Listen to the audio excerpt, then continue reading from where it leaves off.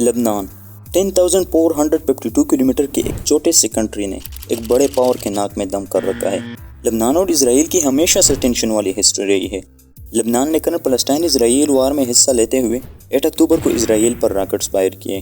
8 اکتوبر سے لے کر اب تک لبنان اور اسرائیل بارڈر پر فائر ایکسچینج ہوتے آ رہے ہیں۔ یہ سب ایکچوئل میں لبنان کی ایک عام گروپ حزب اللہ کر رہی ہے۔ حزب اللہ ایکچوئل میں لبنان کی ایک پولیٹیکل پارٹی اور عام آرگنائزیشن ہے۔ حزب اللہ اور اسرائیل ڈیفنس فورس کے درمیان 9 اکتوبر کو بھی ایئر سٹرائک ایکسچینج ہوئے۔ اس اٹیک میں 2 اسرائیلی سولجر اور ایک لیفٹیننٹ کرنل علیم عبداللہ مارے گئے۔ 10 اکتوبر کو بھی سیم سچویشن کا سامنا ہوا۔ اسرائیل ڈیفنس فورس اور حزب اللہ کے درمیان فائر ایکسچینج ہوئے۔ حزب اللہ کی طرف سے راکٹس فائر ہوئے اور اسرائیلی ملٹری وہیکل پر anti tank guided missile fire کیے۔ 8 اکتوبر کے دن اسرائیل نے حماس پر وار ڈکلیئر کر دی تھی۔ اس دن سے لے کر اب تک لبنان اسرائیل بارڈر پر حزب اللہ اسرائیل جنگ جاری ہے۔ ان دونوں فورسز کے درمیان 2006 سے لے کر اب تک کوئی کنفلکٹ نہیں ہوئی تھی، لیکن ان کی ایک رچ کنفلکٹ ہسٹری ضرور ہے۔ تو لیٹ سمجھتے ہیں۔ اسرائیل کی پرمیشن سے پہلے 1948 سے پہلے کی بات ہے، لبنان نے اس بات پر بحث کی تھی کہ فلسطین میں زیونسٹ کے ساتھ کس قسم کے ریلیشن ہوگے۔ لبنان نے 1943 میں فرانس سے آزادی حاصل کی تھی۔ اس نئے بننے والے کنٹری میں کچھ نیشنلسٹ مائنارٹیز کی کولیشن پر بلیو رکھتے تھے، جو لبنانی نیشن کو زیونسٹ کے ساتھ الائنس کے خواہش مند تھے۔ لیکن لبنان کے فاؤنڈر ریاض صالح نے محسوس کیا کہ وہ اسرائیل کے ساتھ ریلیشن نہیں رکھ سکتے۔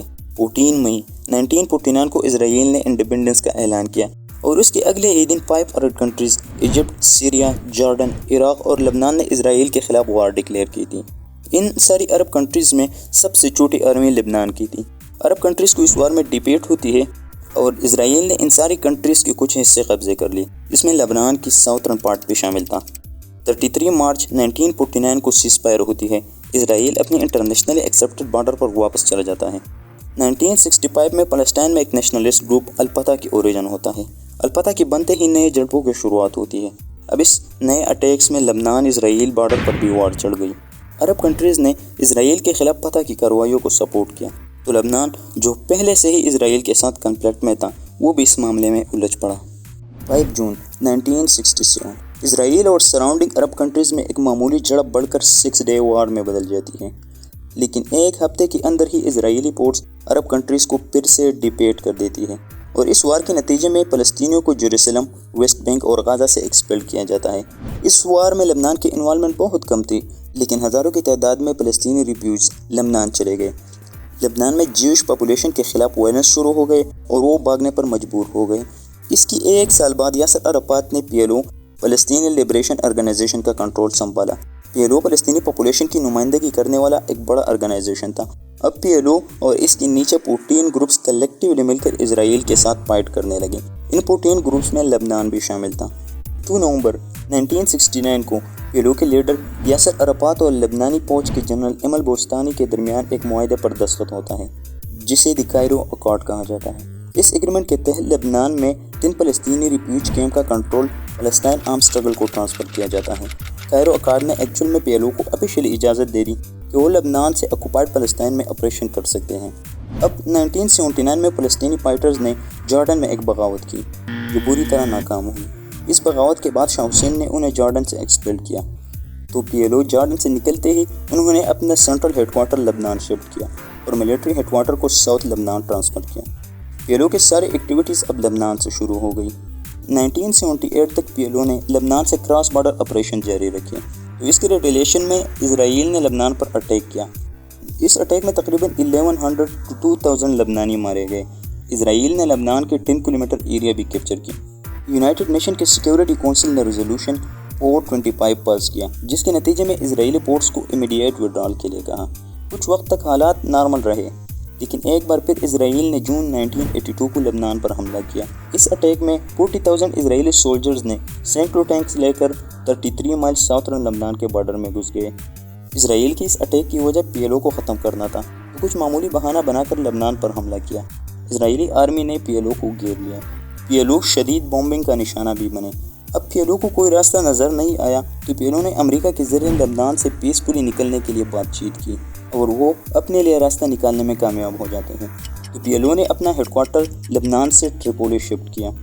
PLO को एक्सपेल, लबनान पर सीरिया इन्फ्लुएंस ख़त्म और pro Israeli Christian government launch करके इसराइल ने एक उम्मीद जाहिर की वो एक ट्रीटी साइन करेगी जो इसराइल को 40 ईयर पीस प्रोवाइड करेगी। इसराइल की मुसल्लतशुदा गवर्नमेंट के प्राइम मिनिस्टर जमाल को कत्ल किया जाता है, जिसके बाद लबनान में हालात और भी बिगड़ने शुरू हो गए। इसराइल की पीस एग्रीमेंट की इन्फ्लुएंस भी कम होने लगी। लबनान के मुख्तलिफ ग्रुप्स ने साउथर्न लबनान में इसराइल के खिलाफ गुरिल्ला वार स्टार्ट की।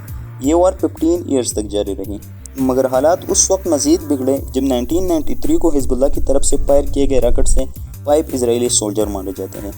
इसराइल ने 25 जुलाई 1993 को हिजबुल्लाह के खिलाफ ऑपरेशन लॉन्च किया, जिससे ऑपरेशन अकाउंटेबिलिटी कहा जाता है। इसराइली फाइटर जेट्स ने साउथर्न लबनान पर टारगेट सेट किए। इन अटैक्स की वजह से शहरी स्ट्रक्चर को शदीद नुकसान पहुंचा। एक हफ्ते की लड़ाई के बाद अमेरिका लबनान और इसराइल की सीज फायर में कामयाब हो जाता है। ये सीज फायर एक एग्रीमेंट के तहत हुई, जिनमें लबनान ने हिजबुल्लाह की कार्रवाइयों को रोकने का अहद किया और इसराइल ने रिफ्यूजीज को वापस घर जाने की इजाज़त दे दी। इस एग्रीमेंट के 3 साल बाद इसराइली डिफेंस फोर्स के हाथों 2 लबनानी मारे जाते हैं।